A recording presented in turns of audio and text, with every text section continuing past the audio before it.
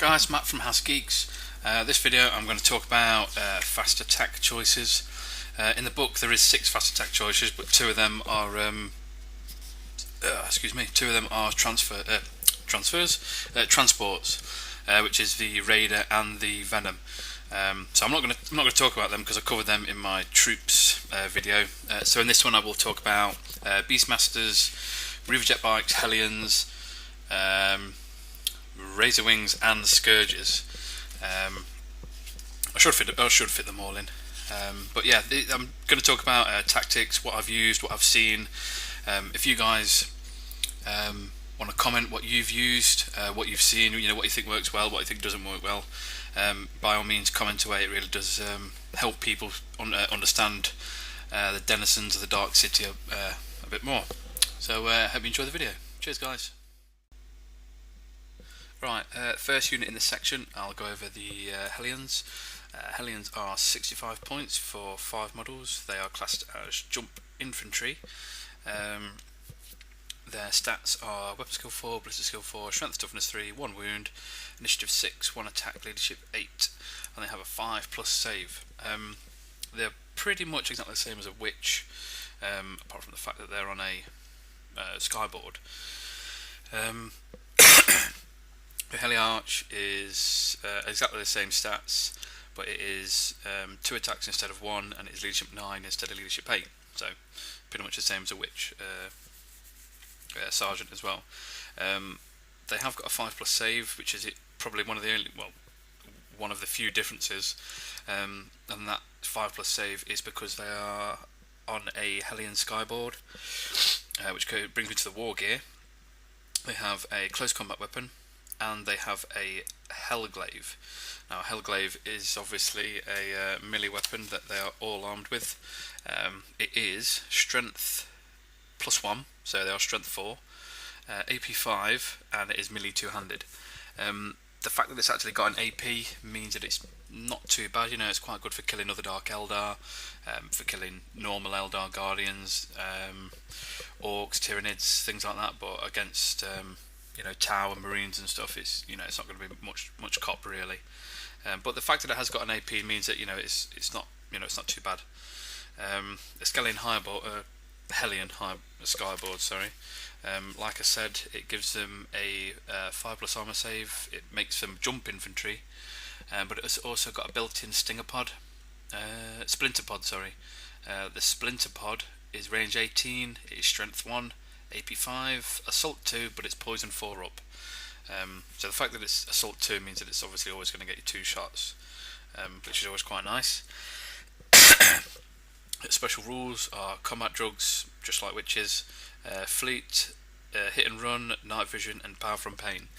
Unfortunately, unlike witches get the 4+ dodge in 4+ dodge in vulnerable save in close combat. Now, if these guys had this, these would just be awesome. Option wise, you can add an additional 5. Oh no, sorry, you may include up to 15 additional Hellions at 13 points each. You can have a unit of 20. It's quite a big hefty unit, but obviously to have 20 of them, you're going to be looking at 260 points just for 20. Heliarch is going to be 10 points.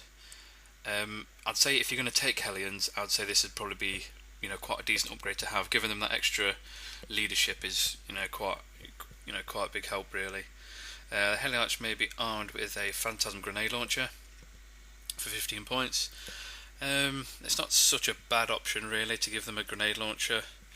I would probably I don't know, maybe if you had the points, but obviously Dark Eldar, it's all about saving the points for the really, really good stuff.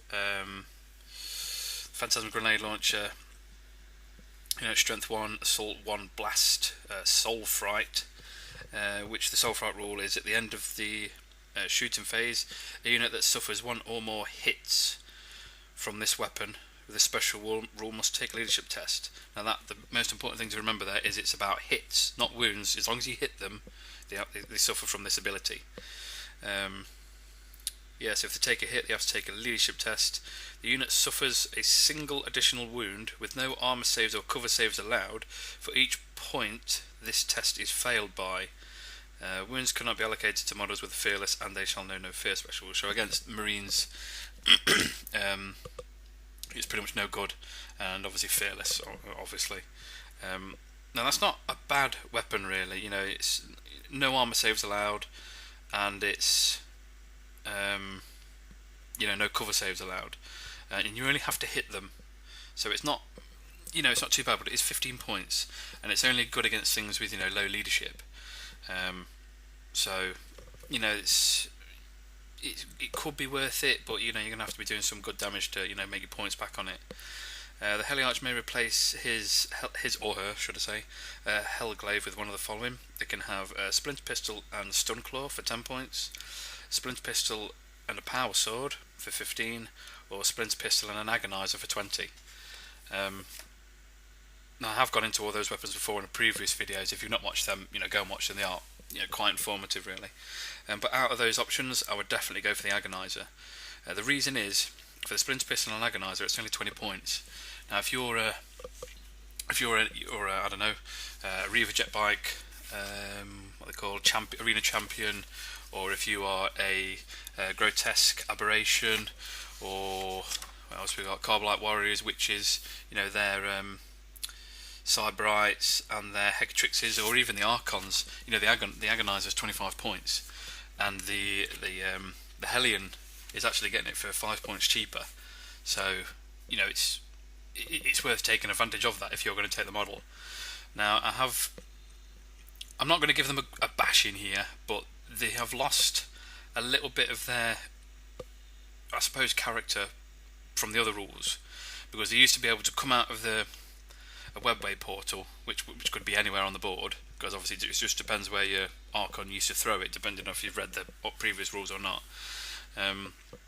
But now for them to come use the new webway rules, they just deep strike, and they're automatically in a ball.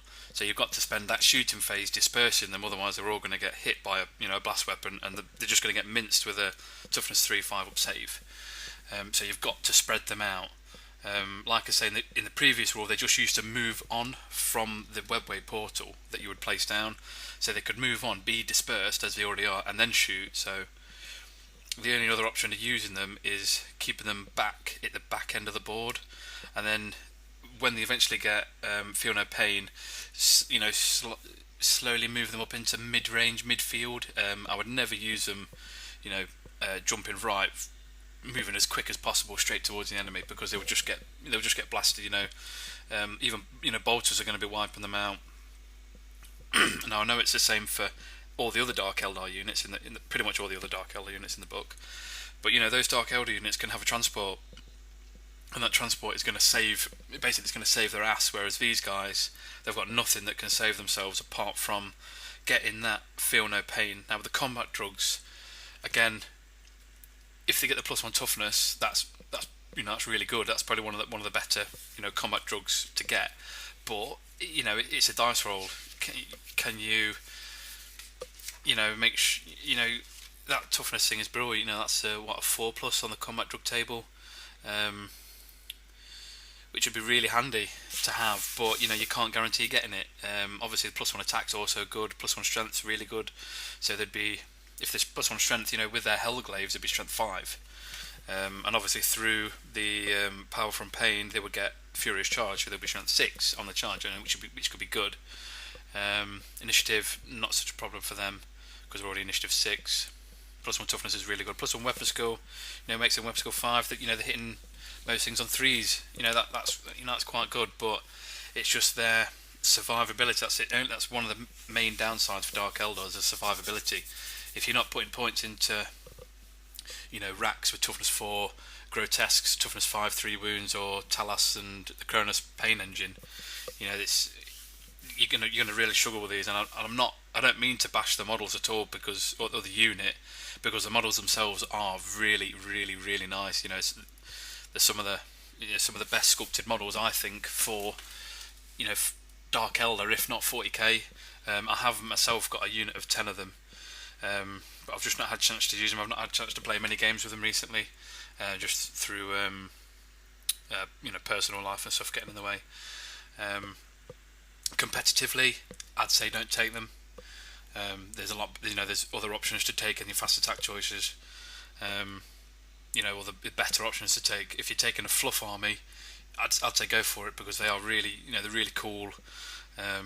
Flying about the board, doing what they want, shooting stuff.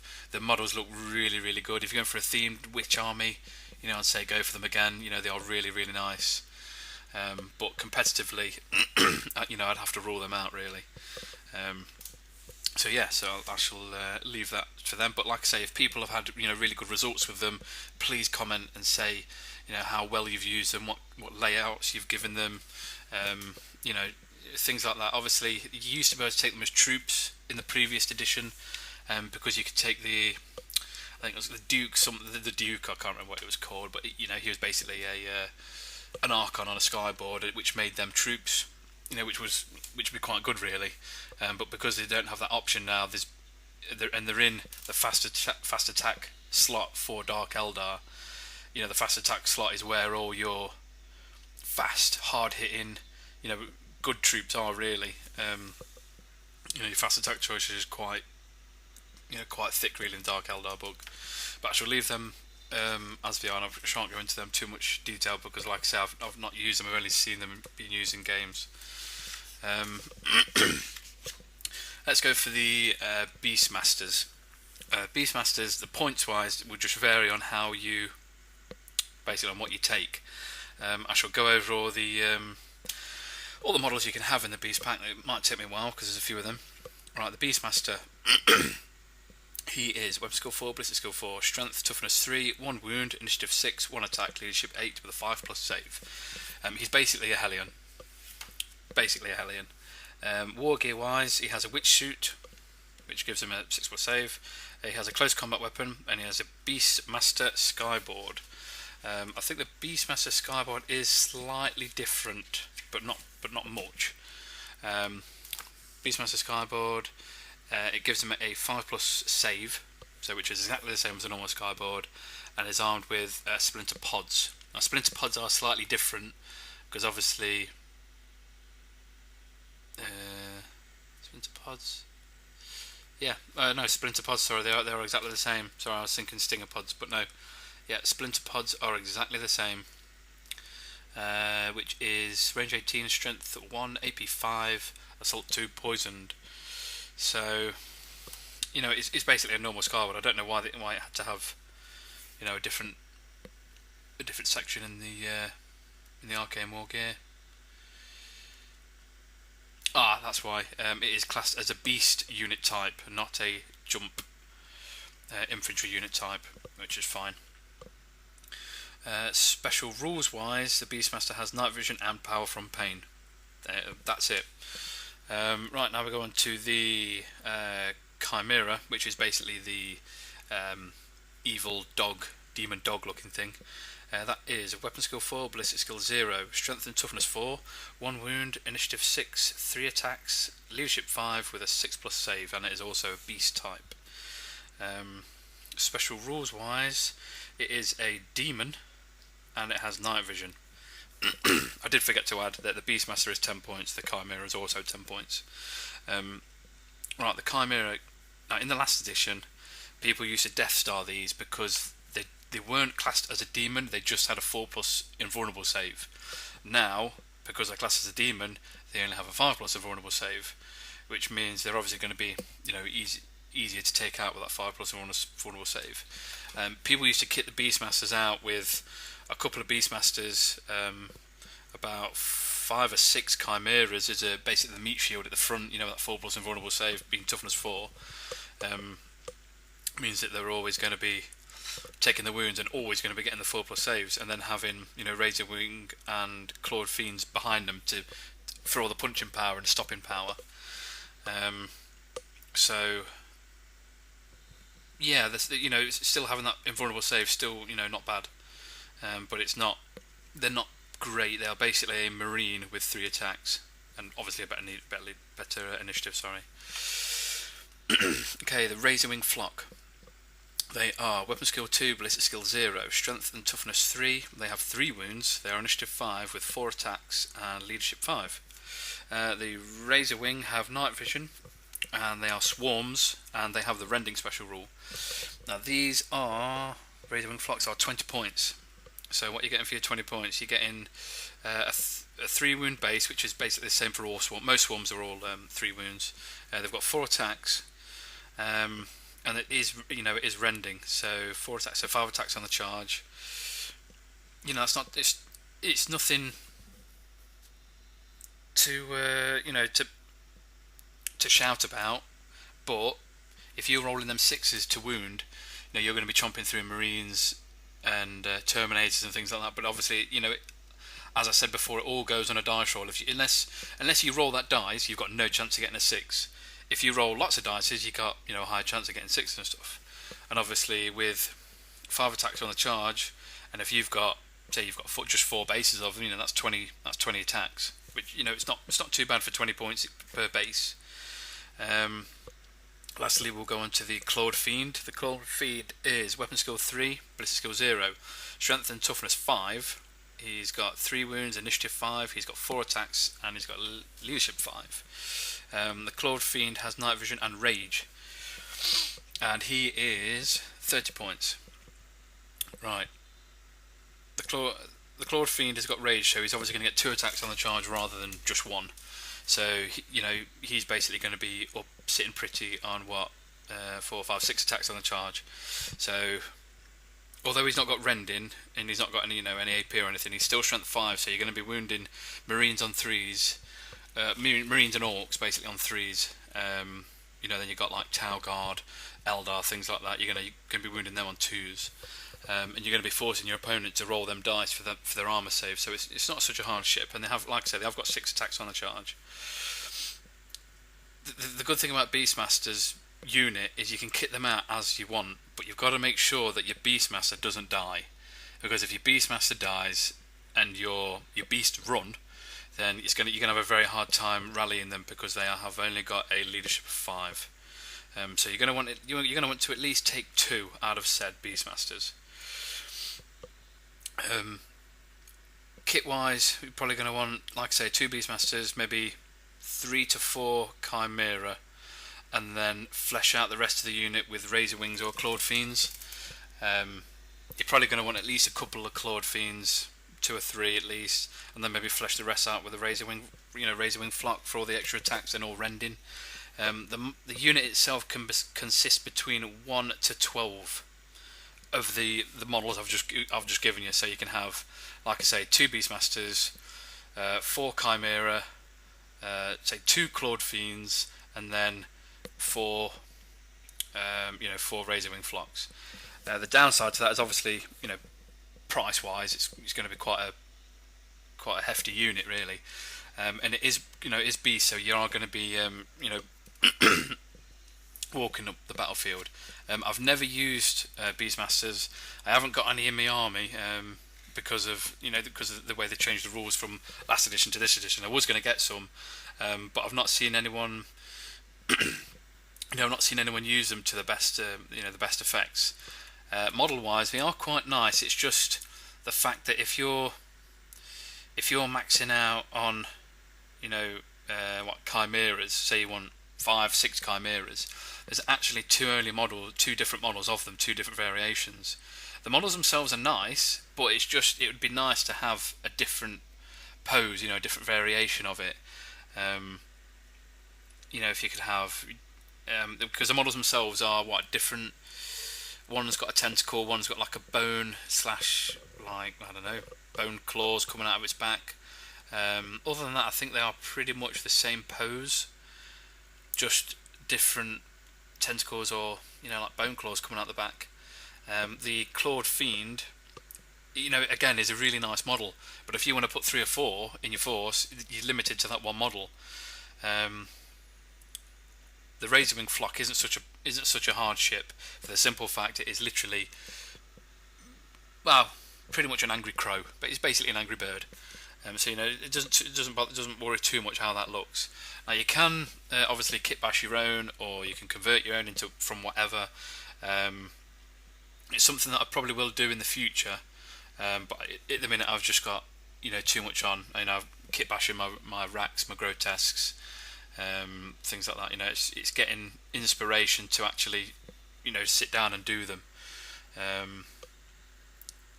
But competitive wise, maybe say 70% no, 30% possibly. The 70% no for the simple fact that, if you're going to a tournament, 1850s pretty much the standard, I think. Now it's been a while since I've been to a tournament. You want to be looking at taking flyers, long range AP2, Dark Lances, a Venom spam, so you have minimum squads of 5 Carbonite Warriors with a blaster in Venoms, things like that. So competitive wise, I'd probably say no. Fluff wise and fluff wise, I'd probably say yeah. Model wise, if they had different variants, I'd say definitely. If you kit bash, some good ones, then definitely use them. The models themselves are nice. It's just a shame that you're just limited to those few models.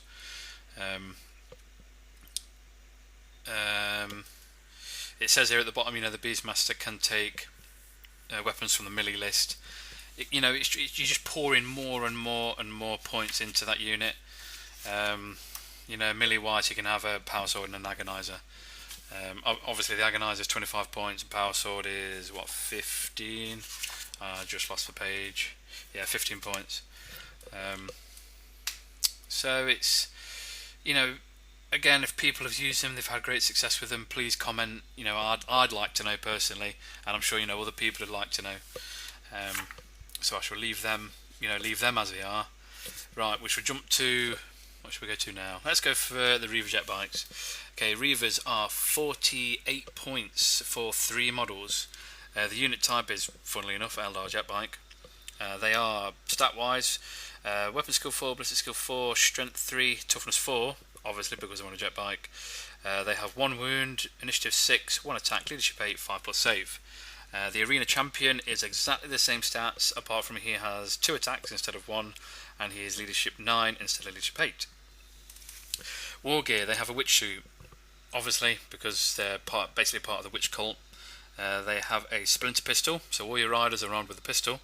They have a close combat weapon, which is always nice, so they're always armed with a close combat weapon. So their base attacks is 2, not 1, remember that. They have obviously a Reaver jet bike. So let's have a just quick double check. I think it is literally just classed as a Eldar jet bike via the 40k rules.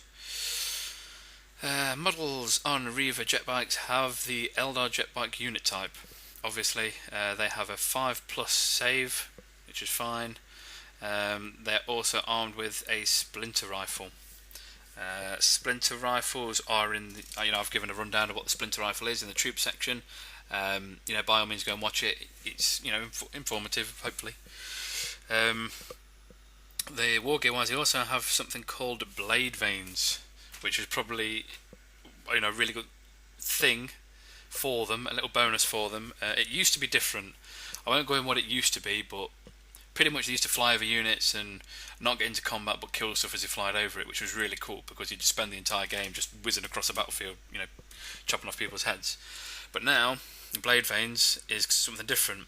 What it is all Hammer of Wrath attacks made by the model with blade veins are resolved at strength 4 and have the rending special rule. So because it's a jet bike, it has Hammer of Wrath. But it is at strength 4, not strength 3, because the Reavers themselves are only strength 3. So it's at strength 4, and it's rending. Obviously, 6s to wound will be AB2, which is always nice. Obviously, rending will help for vehicle penetration. So, what your strength 4? So you'll be strength basically 10 if you roll a 6 plus D3. So you'll be able to glance anything that's armor 13 or penetrate anything that's armor 12. Basically 12 or below. But something you've got to remember as well is your Hammer of Wrath attacks against vehicles are against the armor, the facing armor that you're charging. So if you're in the flank, you're in the side armor. If you're in the rear, you're in the rear armor. Special rules: they have combat drugs, obviously because they're part of the witch cult. Hit and run, night vision, power from pain, and skilled rider. I'm pretty sure skilled rider gives you a +1 to your jink save. So when they're jinking about on their jet bikes, instead of them having a 4-up jink, they're getting a 3-up jink, and they ignore difficult terrain. I think. Yeah, I think they ignore difficult terrain. Okay, you can also include up to 9 additional Reavers, 16 points each. That's still going to be a lot of Reavers. That's 12 Reavers you can have up to. One Reaver may be upgraded to a Arena Champion at 10 points. Again, it's quite a good upgrade to take. You're able to get that extra leadership. The attack's always good, but the extra leadership is, the real big kahuna, really. The Arena Champion may take items from the melee weapon list. Now, as it's a unit that's going to be flying around the battlefield, you want to be getting into combat stuff because you've got your Hammer of Wrath at strength 4, rending. So having a melee weapon from the melee weapon list isn't such a bad idea. 15 points for a power sword, 25 points for an agonizer. The agonizer is really good. The fact that it's the same AP as the power sword, so it's AP 3, but you're wounding everything on 4s. I know it's 10 points more than the power sword, but being able to run up to a Wraith Knight and be able to wound it, especially now with the new Eldar codex is coming out, having that, being able to wound everything on 4+, but at the end of the day, you are only strength 3, so if you're against Guard, Tau, anything like that, you're forced to wound anyway. Against Marines and things, you would normally be 5s. So having that extra, that things that you're always wounding on 4+, is quite a big thing, really. So I'd definitely recommend a Agonizer.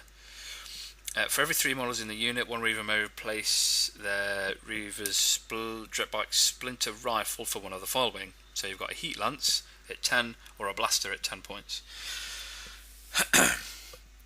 Now, I've seen a lot of people use these as units of 9, flying around the battlefield, getting behind stuff and zapping them with the Heat Lances or with the Blasters. Blasters are range 18, strength 8, AP 2 Lance. Heat Lances are, let's just double check. I think I have mentioned Heat Lances before, but I shall quickly go over them again. It'd help if I got the right section. Heat Lances, range 18, strength 6, AP 1, assault 1, lance, melter. So the fact that it's only 18-inch range means you're going to have to be 9 inches to get that melter special rule. But because you're so fast on a jet bike, 9 inches isn't such a big deal, really. You can move first turn, turbo boost, second turn, be able to shoot stuff if you're still alive. If you turbo boosted in your enemy's deployment zone, your enemy is going to literally crap his pants and go, right, they're dead. So you're going to have to jink with them then. So yes, you're going to have a 3+ cover save, but because you jinked, you're going to be hitting stuff on 6s. Is it worth it? Probably not. The other thing you can give them, for every 3 models in the unit, they can take a Grav Talon or Cluster Caltrops. Let's have a double check look. Now, a Grav Talon. Hammer of Wrath attacks made with models with the Grav Talon have the concussive special rule. Now that's 5 points. That's a bit rubbish, really. Concussive, yeah.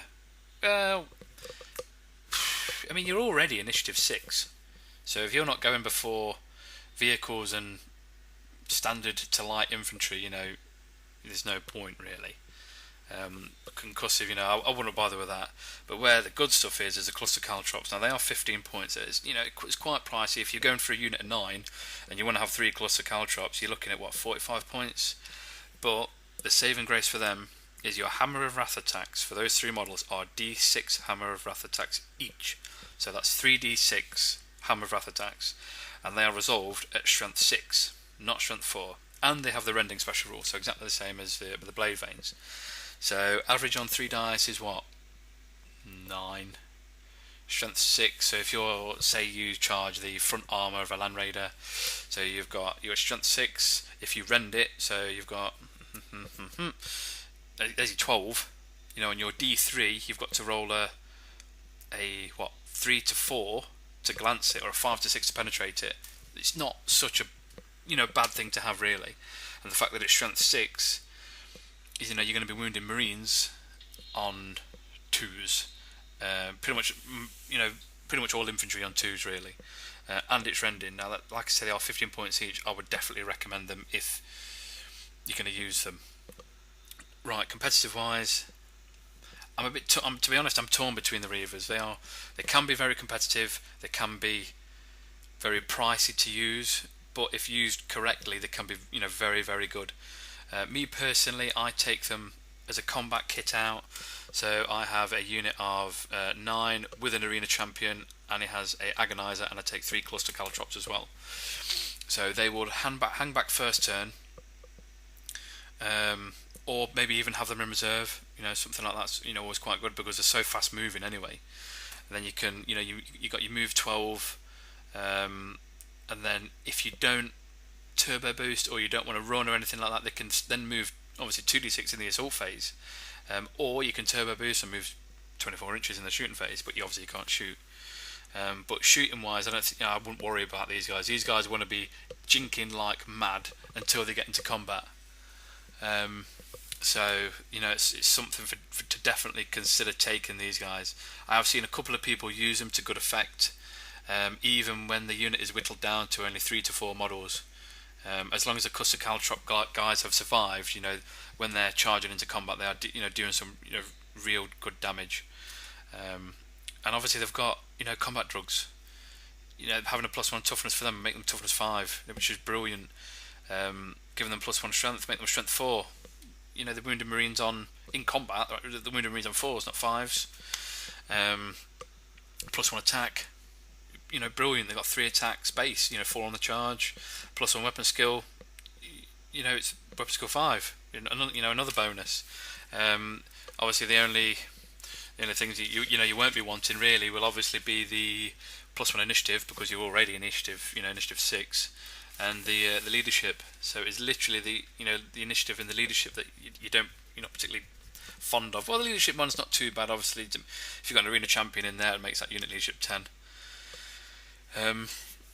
But yeah, if you guys want to comment on these, about the Reavers and stuff, just you leave a comment, say what you've used, how you've used them. I myself have used them. I think I used a unit of 6 last game I played. I had 6 of them. 1 died to Overwatch, and the rest got into combat. I think I pretty much ballsed up on my attacks. The dice was just terrible. I don't know what I'd done wrong to upset the dice gods, but nevertheless they weren't particularly happy. But it was a drawn combat, and then on his turn I won, but he stayed in combat, and because I've got hit and run, I left combat, and then in my turn I charged in again with Hammer of Wrath, caltrops and things like that again, and that time I actually pretty much annihilated the unit, whittled them down to 1 or 2, and then the Reavers just butchered them in the remaining combat phase. So they are really, really good. Power from pain, they get feel no pain. 5+ feel no pain by turn 3. It's nothing to joke about really. It's they are quite a good unit, but again they can be quite pricey. So, but yeah, personally I do like them, and I do try to take them in most games because I like the models and I like some of the rules. So what have we done? Done all of them. Got these 2 left. Right, let's go for the Scourge. Scourge are 80 points for 5 models. They are jump infantry. They have weapon skill, ballistic skill 4, strength toughness 3, 1 wound, initiative 5, 1 attack, leadership 8, 4+ save. And the Solarite, which is basically their sergeant, has an additional attack, so he's got 2 attacks instead of 1, leadership 9 instead of 8. Basically, pretty much a standard kind of Dark Eldar stat line, really. War gear wise, they have Ghost Plate armor, which is the 4+ save, but they also have a 6+ invulnerable save. Now, 6+ isn't great, but it's always there if you need it. Which it's better to have a very hard save to get than have no save at all. So it's not too bad. They have a Shredder Carbine, which is, I shall quickly blast this out to you. Range 18, Strength 1, AP 5, Assault 3, Poisoned. They have Close Combat Weapon and Plasma Grenades. It's pretty much only one of the only few units in the Dark Eldar army that comes with grenades as standard. Special rules wise, they have fleet, night vision, and power from pain. Right, these guys are probably one of my favourite fast attack for the Dark Eldar. They're really nice models. They're really well sculpted. They've got a good flesh out of weapons. Quickly go over the Shredder Carbine. Although it's only 18-inch range, you are jump infantry. You're moving 12 inches anyway, so range isn't such a big issue anyway. Because obviously you're going to be 24 inches apart from your opponent. Even if you move 7 inches, you should be in range of his closest units. Or if he moves towards you, you're still going to be in range, because that 12-inch move is such a big help, really. Combat wise, not too bad, just like standard Dark Eldar. But you want to be using these guys as basically like a shooty ninja unit. I say ninja unit because you can just kit these guys out to for so much cool stuff, which I'll go into now. Okay, you can include up to 5 initial scourges at 16 points each. That's standard. So if you max them out to have a unit of 10, it's about 160 points. Up to 4 scourge. This is where the good stuff is. Up to 4 scourge may take items from the special weapons and or heavy weapons list. Now that's massive. That is such a big thing to be able to do. So what have we got here? Special weapons list. They can have a shredder, 5 points. Blaster, 15 points. I've gone over blasters with the Trueborn. Use them as Blasterborn, which is really good. But how I would kick them out is on the heavy weapons list. Giving them haywire blasters at 10 points each. Yeah, giving haywire blasters for these guys is just, it's just probably one of the better options. That's my own personal opinion. The haywire blasters are 10 points each, and that gives you a 24-inch range, strength 4, AP 4, assault 1, haywire. Obviously, against troops, it's not too bad. It's assault 1, so you're going to be popping, elves, Eldar, other Dark Eldar, Imperial Guard, Tau, Orcs, Tyranids. You're going to be wounding them quite well because of the AP4, but the big thing is obviously the haywire. Haywire is obviously if you hit a vehicle with it, you roll a dice. On a 1, it's nothing. On a 2 to 5, it's a glancing, and on a 6, it's penetrating. And the amount of times I've used these, just flying around the battlefield up to 12 inches, and then popping vehicles. Obviously, as long as you roll to hit well, you're going to be killing a Land Raider one turn. So it doesn't matter about what the armor is that you're facing, whether it's 14 or even whether it's 10. You're still going to be glancing it on 2+, penetrating it on a 6. For me, the haywire blasters is definitely where the good stuff is really for these guys. They can also take heat lances. I have gone over heat lances before, but 18-inch range, strength 6, AP 1, assault 1, lance, melter. So for these to be in effect, you've really got to deep strike the unit, right next to a vehicle. But obviously, they could scatter, which is obviously bad. But because it's melty, they've got to be at least 9 inches away for that rule to come into effect. So basically, as soon as a deep strike, they've got to kill what vehicle they want to kill, and then basically the enemy's going to see them and just blast them to bits. I have seen people use heat lances to good effect, but personally, I prefer the long range haywire blaster. They can also have a splinter cannon, so go for more shots. I haven't really seen anyone use splinter cannon because obviously the haywire blaster is a better option. Obviously the splinter cannon I've gone over in the troops review. It could be a good way to go. I mean, maxing out splinter cannons, you're getting 4, 8, 12, 16 shots for the unit. It's 36-inch range.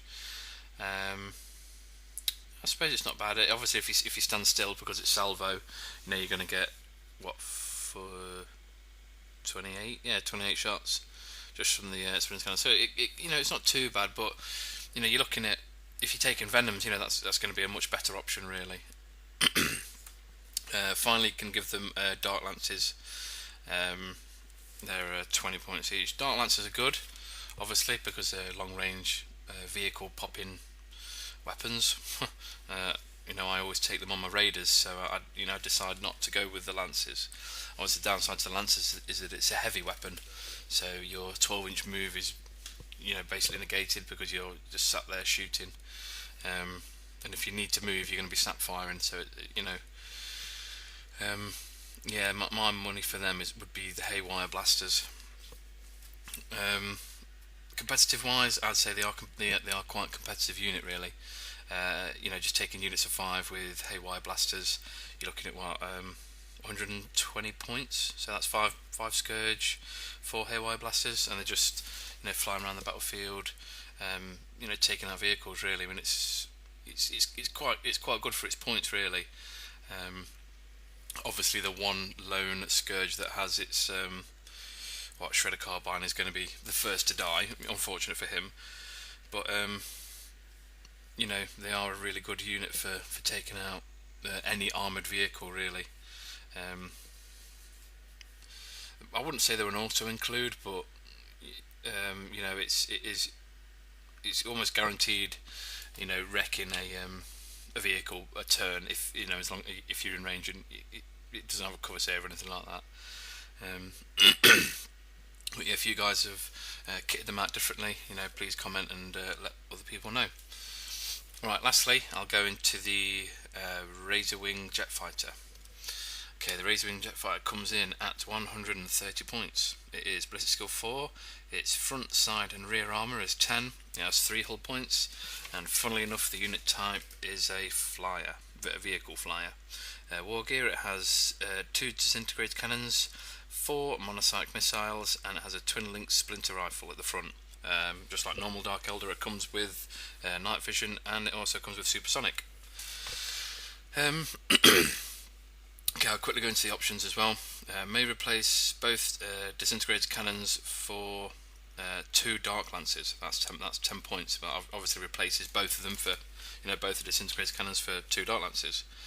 That would bring it up to 140 points. Personally, I think that is a really good upgrade to take. The disintegrated cannons are good. I have gone into them before, but you want to be taking flyers to take out enemy flyers. Because I don't think the Dark Eldar have anything with the Skyfire rule, so you're going to have to take either a fortification, or you're going to have to use your own flyers to take out enemy flyers. So yeah, definitely 10 points to give this thing, 2 Dark Lances is something that I would highly recommend. The monocycle missiles, I'll just quickly let you know what they are. Monocycle missiles, they are 40-inch range, strength 6, or 40-18 range, sorry. Strength 6, AP 5. They are assault 1, large blast 1 use only. Now it comes with 4 of these. Now bearing in mind it's strength 6, so most flyers are armour 10, 11. I think it is literally the Space Marine one that's 12. All the Forge World ones, obviously some Forge World flyers are 12. So things that are strength armor 10, you're going to be glancing on 4s, penetrating on 5s, so it's not it's not too bad, really. And the fact that it's large blast as well means that if there's a flyer on the table, you shoot your lancers at the flyer. If there's no flyer on the table, you just unload your missiles into enemy troops, big formations. So it's something I've used them to quite good effect, really. What other options are there? May replace a twin-link splinter rifle for a splinter cannon for 10 points. If you are taking a flyer solely to kill troops, I would probably say, yeah, why not take it? Make it, turn it. Give it for that 10-point upgrade. It's not too bad. But if you're taking it solely to take on infantry, I wouldn't bother with the Dark Lances. So you're still going to be 140 points, obviously with the splinter cannon upgrade, and then that flyer's mission is to solely fly around and shoot troops, which isn't too bad if your opponent's not bringing a flyer. Now that is, unethical kind of thing. I think I heard someone call it army sniping. So you're basically taking a army to specifically defeat your opponent, kind of thing. Which kind of it defeats the object you're playing to win rather than playing to have fun. Which is it's if you're going to a tournament, obviously you're playing to win, so you're going to take a flyer to shoot other flyers. If you're playing with your friends, you don't want to be causing arguments with your friends because you're playing to have fun. So the sprint cannon, if you're going competitively, I'd say no, don't bother. Go with the Dark Lancers. If you're going for fun or for fluff, just try one. It might do really well. It might absolute whiff it and crash and burn and die. But you never know. Other options. You may replace monocyte missiles with necrotics missiles. Let's have a quick look. I did have them a minute ago and I lost a page. Okay, these are range 48. They are strength 1. Assault 1, Fleshbane. Large blast, 1 use only. So Fleshbane, so they're winning everything on 2s. So the all strength 1 thing doesn't matter. It's got 0 AP. So things like, I don't know, large unit. Yeah, it's basically to kill out, to take out horde armies. So 30 Hormagaunts.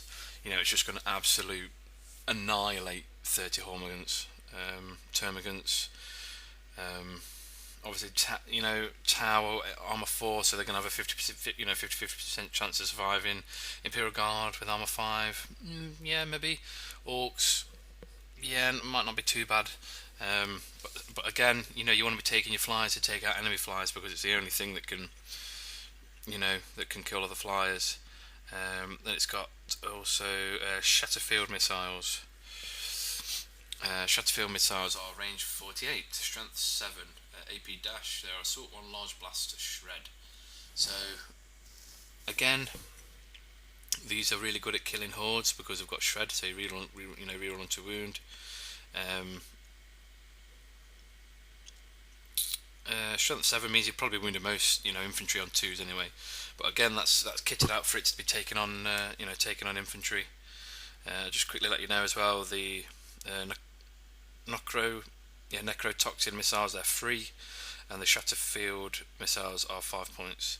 The final option for it is it can take a night shield for 15 points, which gives it stealth. So when you're jinking, you're going to have a 3+ jink save, which isn't too bad if you've got the points, but the enemy will be shooting at it with things with Skyfire. If you kill the Skyfire things beforehand, I won't worry about it. Obviously, if another fly is shooting at it, then having that jink, 50-50 jink on a 4-up, it's not too bad. But if you've got the points, why not go for it? The competitive side of it, I'd definitely say you want at least one of these in your army. If you take the specific formation from this book, when you can have up to 6 fast attack choices, take 2. Competitively, why not? I mean, I have got 2. I am currently painting a Void Raven bomber as well, which I'll go into when I get to the heavy section. Fluff wise, even if you're just playing for fun, you want to be taking 1 because it is literally your only anti-flyer thing in your army that can deal with other flyers. Like I say, unless you take a formation.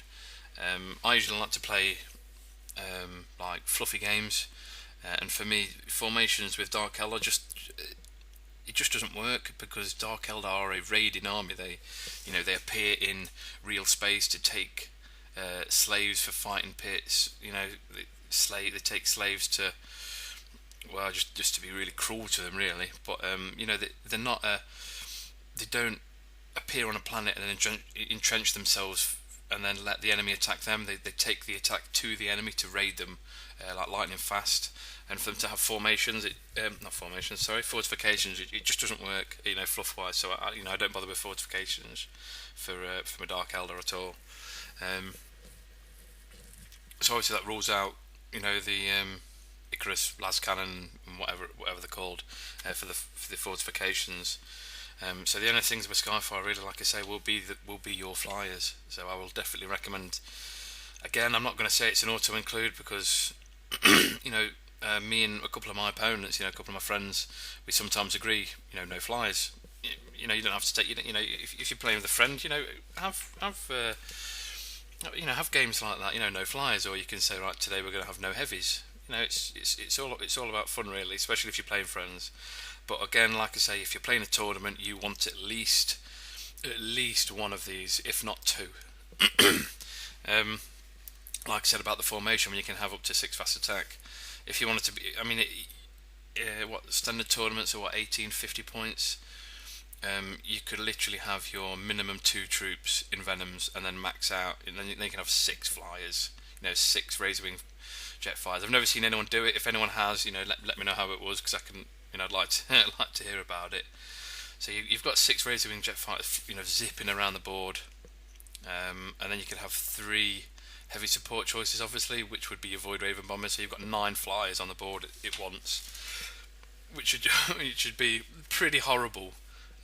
But if you're playing a themed list, if your opponent takes multiple flying units, you could have like a proper like dogfight game, which would be quite cool, really. So yeah, that's it for all the fast attack choices. I hope you liked the video. If you have liked it, please subscribe and share it, and it does help the channel. Next, I'll be going into heavy support choices. So yeah, I shall leave you guys to it. I hope you enjoy the video. Toodaloo.